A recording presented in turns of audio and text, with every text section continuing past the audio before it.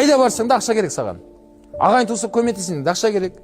Ата-анаңды қажылыққа жіберейін десең де ақша керек. Солай ғой. Балаларың жаңағыдай не жақсы жерде, шетелде оқытайын десең, оған да ақша керек. Үйде жанжал болмаған қаласаң, ол да ақша керек. Дұрыс па?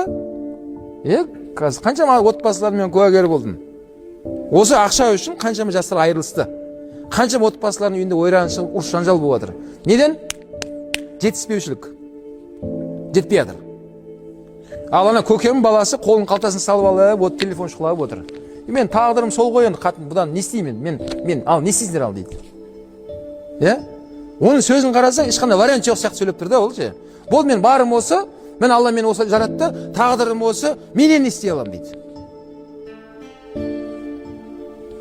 Бұның бәрі қате ұғым, бұл дұрыс емес. Алла айтады, қайсы біз айтып жатыр, бүткіл адамзатты айтып жатыр. Қайсы бір қауым жақсылыққа ұмтылып, әрекет жасап, осылай ұмтылмайтын болса, жақсы нәрсеге біліп қойыңдар. Алла Тағала ешқандай қауымды өзгертпейді дейді.